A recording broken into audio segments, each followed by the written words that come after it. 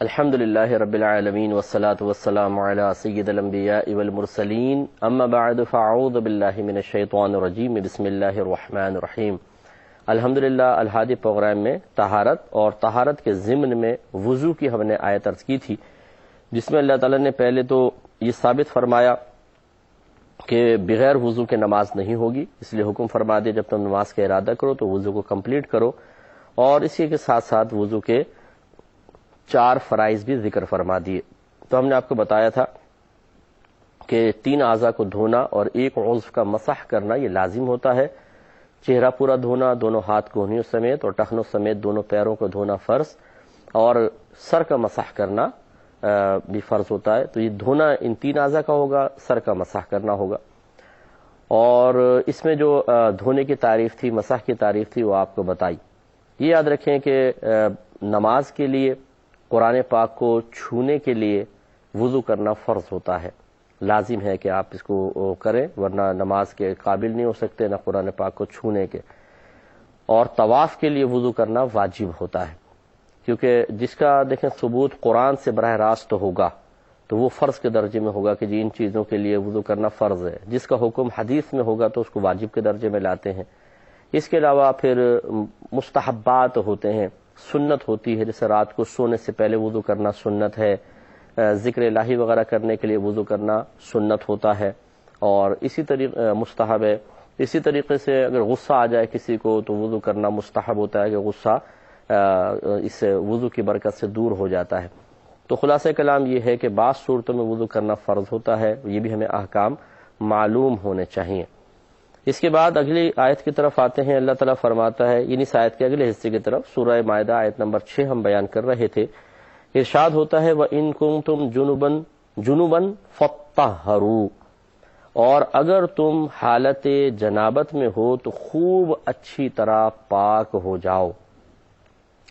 تو اس میں جنبی شخص کا ذکر کر دیا گیا کہ حالت جنابت اگر طاری ہو جائے تو اچھی طریقے سے پاک ہونے کا حکم ہے۔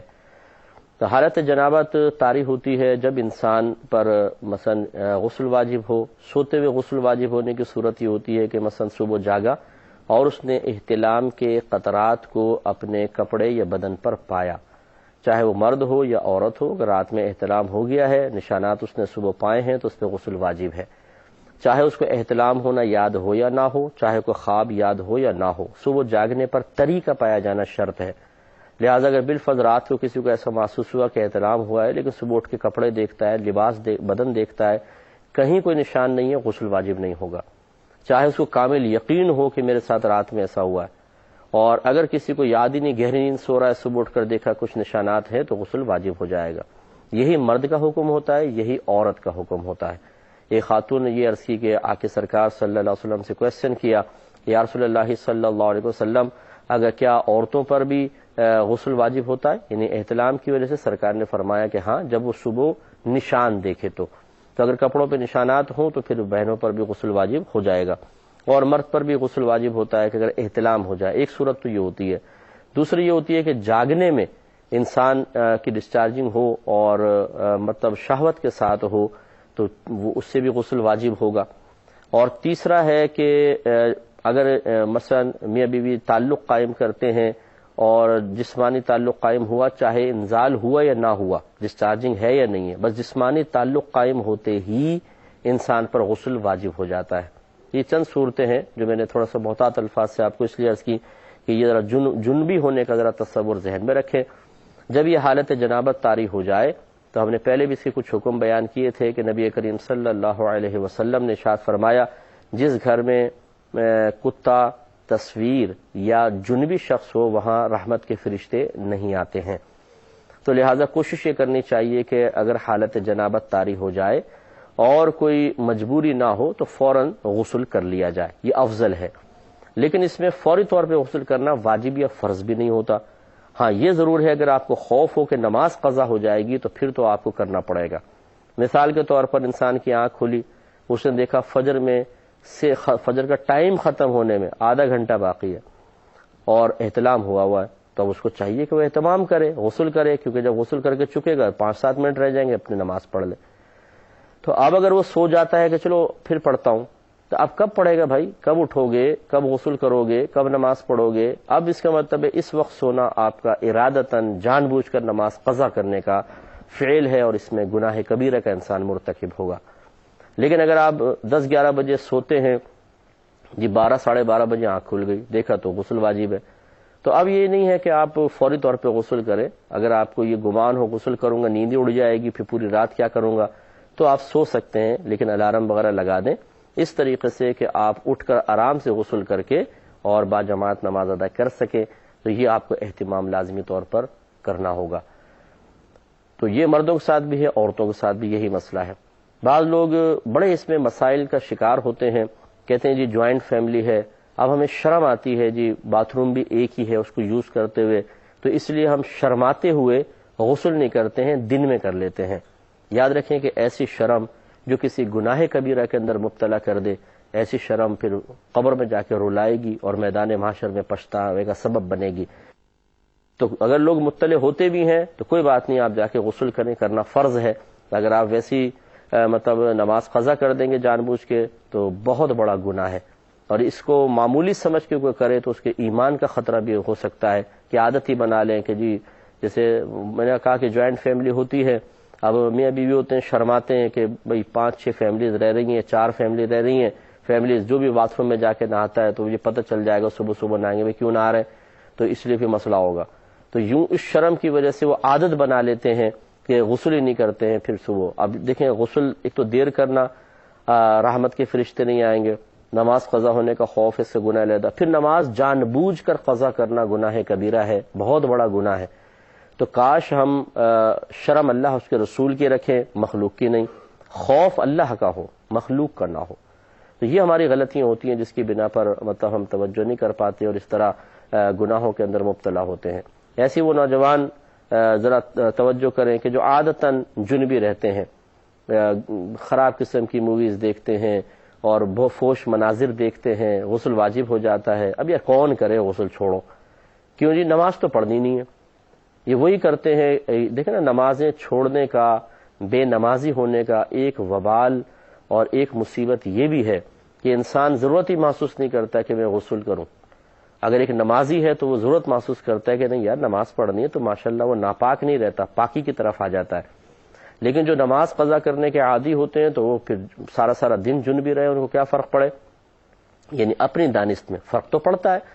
اللہ تبارک و تعالیٰ کی بارگاہ میں ایسے شخص کی کوئی عزت نہیں ہوتی، کوئی وقار نہیں ہوتا، رحمت کے فرشتے اس سے دور رہتے ہیں، شیطان اس پہ جلدی حاوی ہو سکتا ہے، ایسے لوگوں پہ جادو ٹونا جلدی ہو جاتا ہے کہ جو جنبی حالت جنابت میں رہتے ہیں، کیونکہ ناپاک ہوتے ہیں، گندے ہوتے ہیں، تو گندی چیزیں ان کے اوپر آرام سے مسلط ہو جاتی ہیں۔ جبکہ اگر انسان با غسل ہو، با وضو ہو، تو ایک نور سا اس کو حاصل ہوتا ہے، اور اس طرح عملیات جب اس پہ کیے جاتے ہیں تو اتنی جلدی وہ اثر انداز نہیں ہو پاتے، پروٹیکشن اس کو ملتی ہے اللہ تعالیٰ کی طرف سے، فرشتے اس کی حفاظت کر رہے ہوتے ہیں۔ تو اب یہ ہمارے نوجوان سارا دن ناپاک رہتے ہیں، یہ غلط ہے، بہت ہی بڑا گناہ ہے، اس پہ ذرا ان چیزوں پر توجہ کرنی چاہیے۔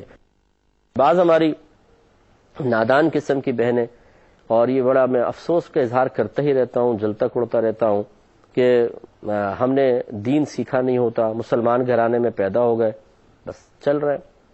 اور آج کل یہ جو نیٹ کی بیماریاں آ گئی انٹرنیٹ کی، کہ جی ہم نے ریسرچ کر لی انٹرنیٹ پر، کہیں سے مسئلہ اٹھا لیا، کہیں سے اٹھا لیا، کہیں سے اٹھا لیا، پورا علم سیکھنے کے اوپر کوئی توجہ نہیں ہے، اور زوم فاسد یہ ہے، دماغ اتنا آسمان پر ہے کہ جی ہمیں بہت کچھ آتا ہے۔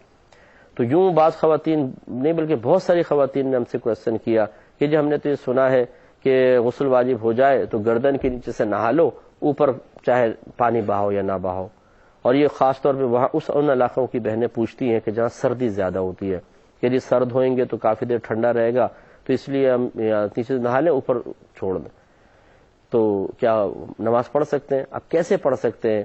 میرے آقا صلی اللہ علیہ وسلم نے حضرت علی کرم اللہ وجہہ الکریم سے ارشاد فرمایا کہ علی اگر جنابت طاری ہو جائے تو اچھی طرح غسل کرو، اگر ایک بال برابر جگہ بھی سوکھی رہ گئی تو جہنم میں ایسا ایسا کیا جائے گا، قضا و قضا۔ سرکار جب مطلب کسی چیز کی ہولناکی کو بیان کرتے تھے، کرنا چاہتے تھے، اس کی طرف اشارہ کرنا چاہتے تھے، تو پھر اس بات کو مبہم رکھا کرتے تھے۔ جیسے ہم کسی کو کہتے ہیں کہ تم یہ کر کے دکھاؤ، پھر میں تمہارے ساتھ کیا کرتا ہوں وہ تم دیکھنا، پھر اب بتائے نہیں کیا کرتا ہوں، تو سامنے والے سوچتا ہے یہ بھی کر سکتا ہے، یہ بھی، تو خوف زیادہ ہوتا ہے. اور اگر یہ کہا میں فلاں سے تمہاری شکایت کر دوں گا، ایک مکہ مار دوں گا، بولتے ہیں یار یہ کوئی اتنی بڑی چیز نہیں ہے. تو مبہم رکھنے میں زیادہ خوف ہے. تو اس لیے میرے آقا صلی اللہ علیہ وسلم نے حضرت علی کرم اللہ وجہ الکریم کو یہ تلقین فرمائی، اور حقیقتاً آپ کے ذریعے اپنے امتیوں کو بیان فرما رہے ہیں. وہ تو صحابہ کرام تھے، بڑے احتیاط سے بڑے ہر چیز مکمل کیا کرتے تھے، وہ کوئی بے پرواہی کا مظاہرہ نہیں کرتے تھے. یہ اصل میں صحابہ کو تلقین کرتے ہوئے میرے آقا صلی اللہ علیہ وسلم حقیقتاً اپنے دیگر ہم جیسے جو امتی ہیں انہیں مخاطب فرما رہے ہیں کہ جب غسل کرو تو جسم کا ایک بال برابر حصہ بھی سوکھا نہ رہ جائے، ورنہ غسل نہیں ہوگا. کیونکہ جہنم میں وہی جائے گا جس کا غسل کمپلیٹ نہیں ہوگا، تو نماز نہیں پڑھ سکے گا، وہ جہنم میں جائے گا. اس لیے بہنیں ذرا درس حاصل کریں. یہ نہیں کہ خالی گیلا ہاتھ بالوں پہ پھیر لیا، دھوئیں سر کو. اور ڈرائر وغیرہ سب کے پاس ہوتے ہیں، اب ڈرائر رکھ لیں کہ اگر آپ افورڈ کر سکتے ہیں، زیادہ مہنگا نہیں آتا ہے، تو اپنے نہانے کے بعد تھوڑا سا ڈرائر مار لیے تو ذرا چلے خشک ہو گیا، باق ہو گئے بال. اگر آپ کو گمان ہو بار بار ڈرائر مارنے سے جڑیں کمزور ہوں گی، تو اللہ کے لیے آپ تھوڑا سا تکلیف برداشت کر لیں، لیکن یہ کرنا پڑے گا.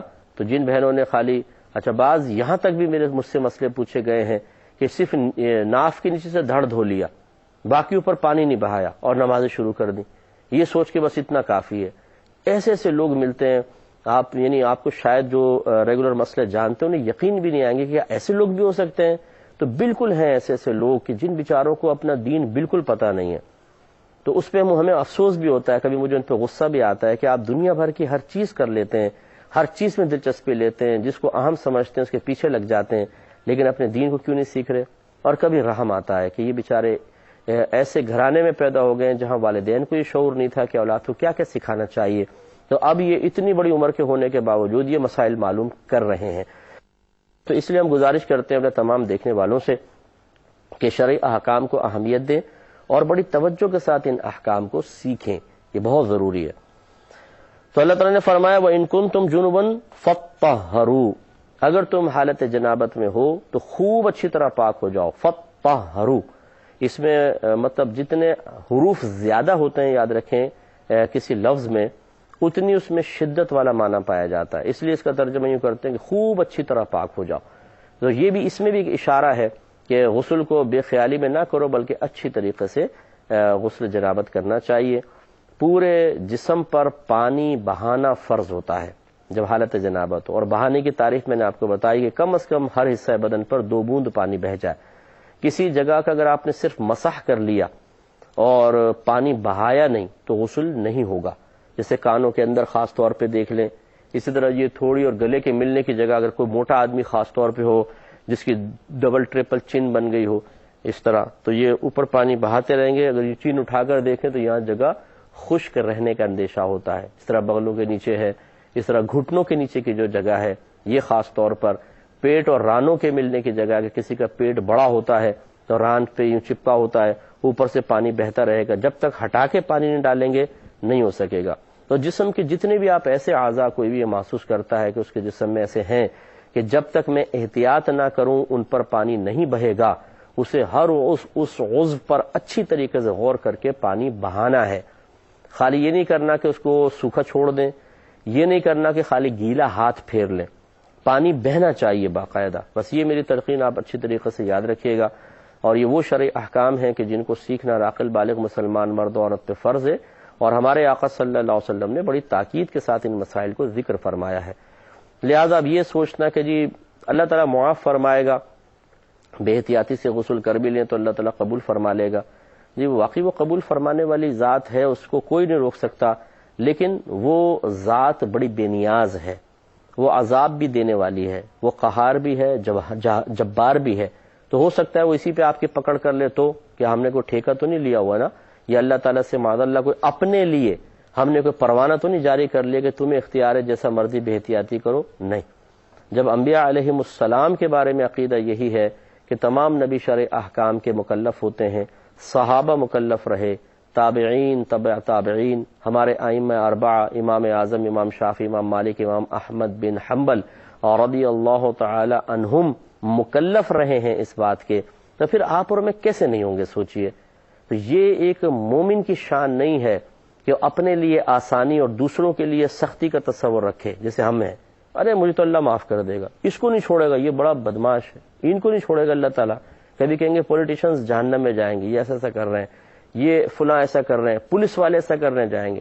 ہم خود کیا کر رہے ہیں اپنے بارے میں؟ جی اللہ معاف فرمائے گا، جی اللہ تعالیٰ کی ذات بہت رحیم و کریم ہے. تو یہ ہمارے اکابرین اس کے اپوزٹ اپنا خیال رکھتے تھے کہ ہر ایک کے لیے سوچتے تھے کہ اللہ تعالیٰ ان کو کرم فرما کے ان کو بخش دے گا، اور اپنے بارے میں یہی گمان رکھتے تھے کہ میں گناہگار ہوں، میری گرفت ہو سکتی ہے، مجھے زیادہ احتیاط کرنی چاہیے. جب انسان اپنے محاسبے کی طرف آ جاتا ہے اور دوسروں پہ تنقیدی نگاہ ڈالنا چھوڑ دیتا ہے، تب اس کی اصلاح ہوتی ہے. اور ہم اپنے لیے نرم رویہ رکھتے ہیں، دوسروں کے لیے سخت رکھتے ہیں، تو پھر کیسے اپنی اصلاح ہوگی؟ تو اس لیے جنابت کا معاملہ بڑا نازک ہے، اس میں بڑی احتیاط کرنی چاہیے. جب ہمارا بچہ، جیسے میں نے پہلے کہا کہ میرے آقا صلی اللہ علیہ وسلم نے فرمایا بچہ 7 برس کا ہو جائے نماز کا حکم دو، 10 برس کا ہو جائے تو مار کر نماز پڑھاؤ. تو 10ویں برس سے لے کر 12ویں برس تک، کیونکہ لڑکے کی عمر 12 سے 15 سال کے درمیان ہے جس میں وہ بالغ ہو سکتا ہے، لڑکی کی 9 سے 15 سال کے درمیان ہے.